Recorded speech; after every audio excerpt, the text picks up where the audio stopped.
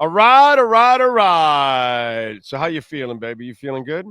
Yes, sir. I actually went to the Miami-Dade County Youth Fair last night. I know you've done some shows from there in the past. Yes. I Yeah. checked out that pig race that where you broadcasted at. I remember last year we were Yeah. doing it. Yeah. We would get it every week. Actually, that when we would go out there, we'd broadcast right by it and do the pig races, which are just freaking awesome. Yeah. It's fun to do it out there in the fair, man. So I'm glad you went out there and had a good old time at the fair. Did you get an elephant ear? Yeah. Well, like What's the food of choice at the youth fair for you? well, I just got a corn dog and Okay. one of those like pork and fries cone things Okay. that they yeah, have. It seemed like one of the better sort of stand up concession stands, like more legit. And elephant ears just with the group, just like some other people would get one share, and then by that time, then I kind of had my fix of it. I did Right. want to get one of my own, but it's just they're so big, and then by the time everyone else had ordered one, and I would just pick at theirs, then it was kind of like, all right, I've had enough. It's funny because when I was a kid, I could get an elephant ear and devour the whole thing. Now when I get it, I may eat half of it. That's it. It's like I can't even eat the whole thing. It's just too much. But it's so good, bro. God, I love elephant ears, man. Our Jesus, I love our elephant. stomachs are not built to have that much sweetness just consumed all Yeah. at once. I mean, as a kid, you could just go to town on it, but I was thinking when I was there, someone's got to open up an elephant ear uh, uh, restaurant or something. Not a restaurant, but just like somewhere where you could buy elephant ears. Because you think you go to the fair and yeah, like you see like an overpriced slice of pizza, and you're like, oh, I could get that at name a pizza place. But you go to the fair and you're like, I got to have an elephant ear because this is the only place where I could get them. Right. So what if there was somewhere where you could go get Yeah. elephant ear?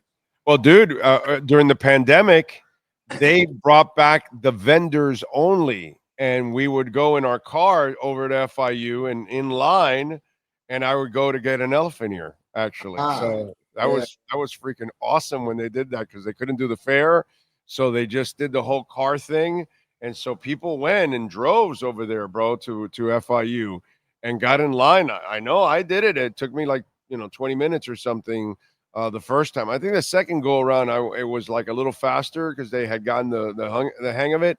But yeah, dude, I did it, and that was a great idea on their part because I got my fix. I got my elephant ears because every year I go, I got to get me an elephant ear, man. That is Yeah. definitely a tradition for me. I wish I could eat an elephant ear without all the calories. Yeah, I'm with you, bro. I'm with you. I'm with you. That's kind of what has the reason why I've been able to lose the weight is because I've just kind of limited my intake. Basically, is what I do now. It's just I just don't eat nearly as much as I used to, and now I get full a lot faster because now my stomach is shrinking, which is really cool because you can expand that stomach and you can actually shrink it too at the same time. Yeah. What a concept. Yes, it's a beautiful thing. So let me ask you, you start looking at Tyreek Hill. Will he have to play till he's 50 since he has 75 kids? We are at that portion of the off season where we got to start speculating on Tyreek Hill stretching Well, I his mean, career. I mean, the wife is pregnant again. Yeah. That's like baby 47. I mean, the dude is like, I mean, does he vasectomy something? It, Protection, the it, pill, it something. it would be smart at some point, but if he has a child with his wife, another one, then that I think is to be celebrated. It's when you start, especially when you're married, when you start having multiple kids with other women, and if more babies are revealed to be coming with other women, then that's where you start to question and maybe do bring up that. I think of my mind goes to Tony Soprano when his wife Carmela is telling him like, I want you to have a vasectomy because he's just messing around with too many women. So maybe Keita Vaccaro does have to go up to him and bring that up if it were to come out where he was having another one elsewhere. But hey, any baby that he has within the family, then go ahead, have at build a big family there. I got that's you. all good. All right, so let me ask you, on a serious note now, instead of all the bullshit and screwing around with his personal life, which is a disaster. On the other side, is it illegal in his contract to be doing these races that he wants to do with Lyles or whoever else?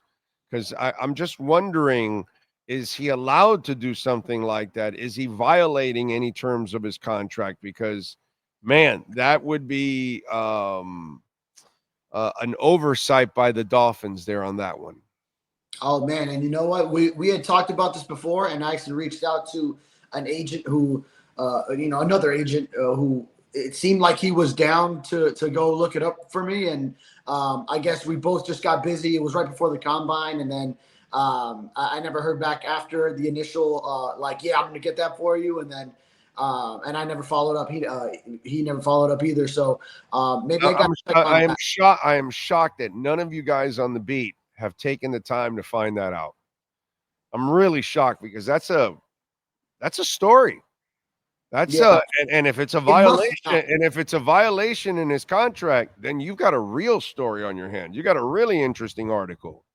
You know what I'm saying? So I'm shocked that you guys. I would have done that already. I haven't done it out of pure laziness. I could easily pick up the phone and call an agent or two or three that will do it for me, and I haven't even done it.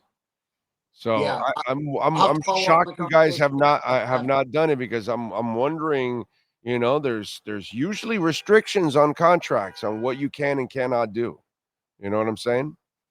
So Yeah, I'll have to follow up on that conversation. But I would imagine if he's actually going through with it, then not. I imagine he's allowed to run. Maybe there are other are sports. you allowed to speed at a game in your car? Are you Well, by law, are you're not you supposed allowed to. to Yeah, allegedly break an IG model's leg? Are you those are things that by law you're not supposed to are do. you supposed to attack an old man at a fishing pier? I'm just saying, Troublesome are you times supposed for to run the Tyreek. right routes? Are you supposed to catch the ball when you're supposed to catch the ball? I mean, there's a lot of things that he's supposed to do and he doesn't. So I'm just saying. Yeah, yeah. Some of those things are just by law where they don't need to be covered in a contract. Like, yeah, you're not supposed to assault someone, and you're not supposed to go way above the speed limit in a high foot traffic setting. Yeah, and some things that are just common sense as well. But I'm yeah, just saying he doesn't really follow laws. So it might be in his contract, doesn't really mean that he's going to follow it too. I'm just saying it just, I don't know. It's interesting to me. I just wonder if there's a clause and if it's not in his contract, and then the Dolphins probably screwed up on that one because that's not a guy you want to trust at all in any way, shape, or form, unfortunately. to give any liberties, freedoms to do as he chooses Right. in such circumstances. Yeah. But and who knows if they even do really follow through with it, right? Yeah, we've had Tyreek Hill and Noah Lyles go now back and forth, and then now say, "Oh yeah, it is on," and we're about to get the date set up, and it's gonna be sometime before training camp in July, and this and that, and yes, basically confirming yes they are going to go through with it. But who knows before the time comes whether this actually all comes to fruition. They could just easily back down, and maybe Tyreek Hill says, "Oh, I don't want to risk it because I'm coming back from this wrist, and I got to be ready for my team, and this and that." So, who knows? It could all be a bunch of just built up BS, and then eventually they just never really do it. Yeah. Oh, but he's also run. He's also run in the past in actual track events, like against. Remember, he had that. He ran a 100 against actual track athletes a couple of off seasons ago. Yeah. That again. He That's did go through with. I'm just wondering there, and was it a violation of his contract? Is there a violation of his contract there? Who knows? But man, that's some strange stuff. I would be concerned if I'm the Dolphins. This is a guy that you normally worry about his wear and tear as it is. So why add to it? You know what I mean? And especially since they've been talking about this race where it would be later on and closer to training camp, which Yeah. doesn't give you a lot of room to get healthy if you happen to, pull a hammy, tear a hammy or something along those lines, and then create real problems. Oh god, yeah. Well, what a disaster that would be. But yeah, especially the timing of it. But considering that Tyreek Hill was coming off this wrist surgery that he had for a ligament, and then he's got to recover from that, and then if he actually goes through with this, remember when he ran that other event a couple of years back, it was like in February. I remember. Because I think it was either the same day or day after, or day before the Jalen Ramsey trade. So it was right before free agency was going on, maybe early March instead of February. So yeah, the timing would not be ideal, and it would be a disaster. But I would think a world class athlete like himself could just run the.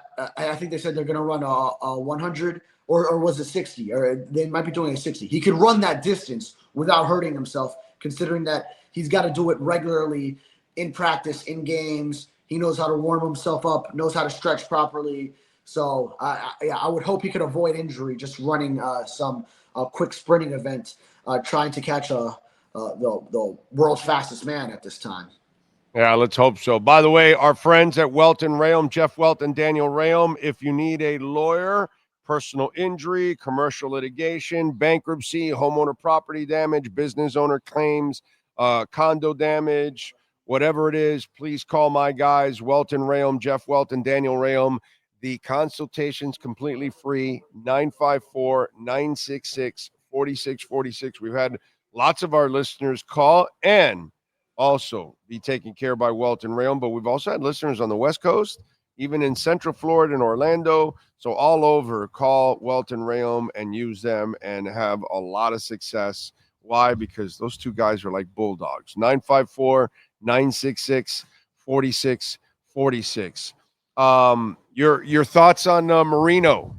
How was that throw to home plate to Joe Rose yesterday? What'd you think? Is Yeah, he ready? I think he had a quicker release on the gridiron, but on the mound you're afforded the ability to wind it up and yeah, sure, today there's a pitch clock and everything, but you can still take your time with it. And he delivered. Maybe it was a little low and inside, but it was there. He didn't bounce it at least. So and a nice snag behind the plate by Joe Rose as well. So first pitch, all you ask is that they don't bounce it. All right, so we had one guy on the chat board that sounded like a complete nutbag, but I'm going to run this by you now.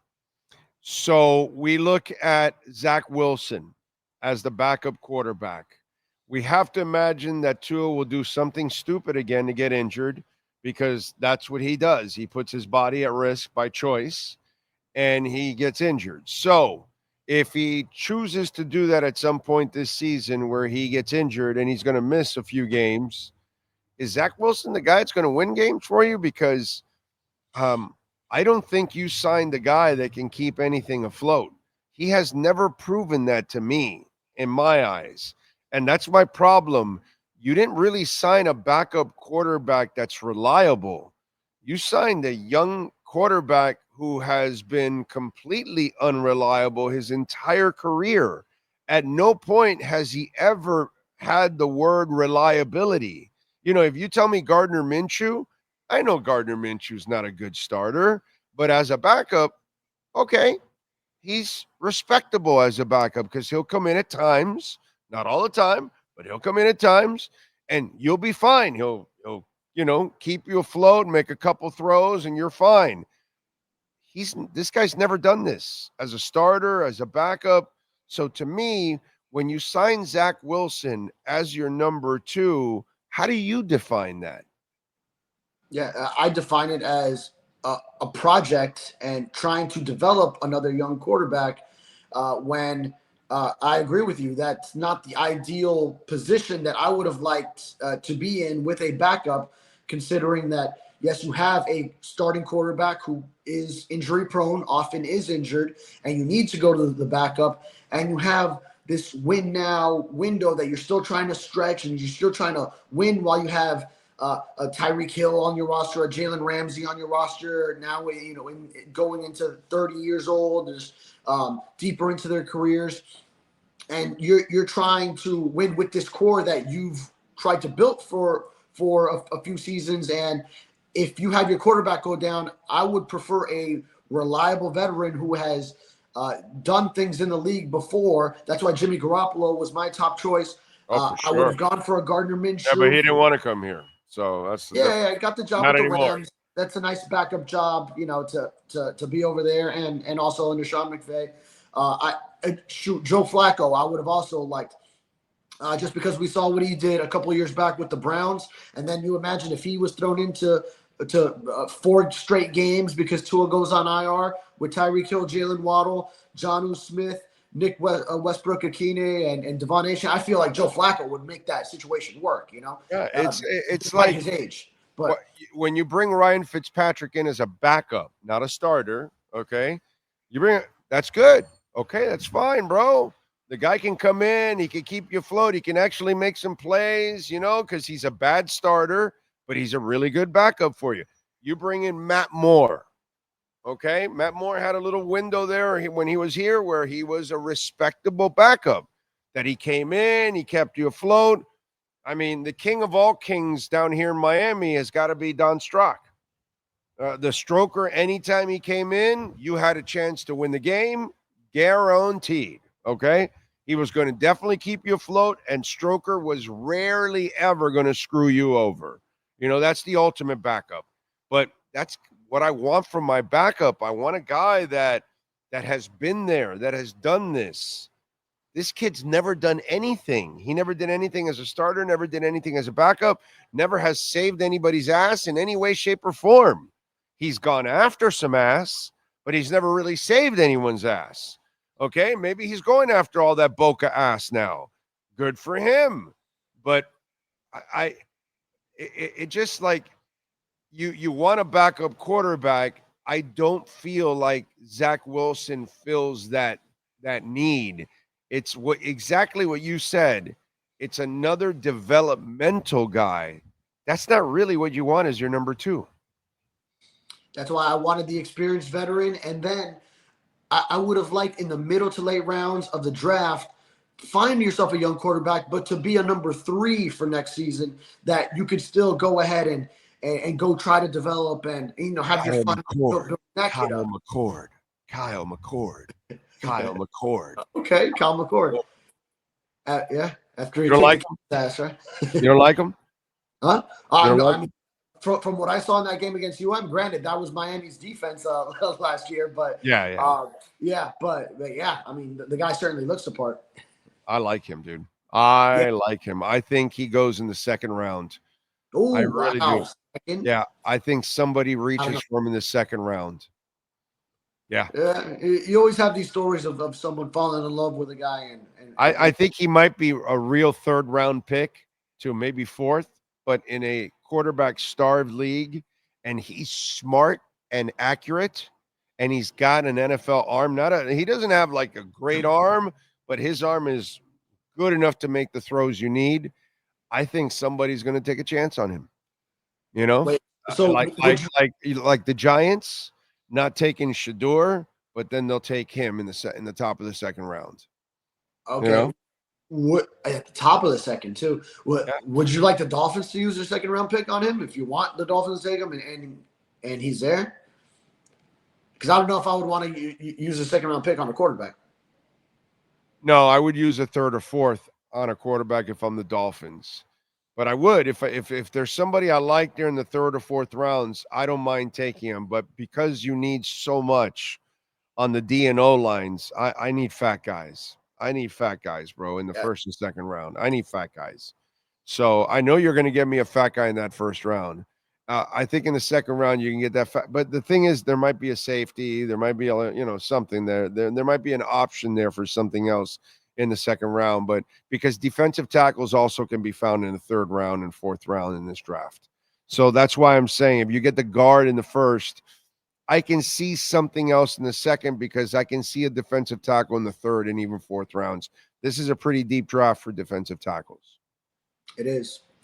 It is. So that's why I would love to see first round, one of those linemen. I imagine one of those top three that we've discussed will be there. I know those safeties are kind of like they're such incredible athletes that they would be sexy picks, but not really a position where you need to go that high with your pick. But that's why, I want to see that first rounder be one of those linemen, whether it's Armand Member, whether it's Will Campbell, or Kelvin Banks out of Texas.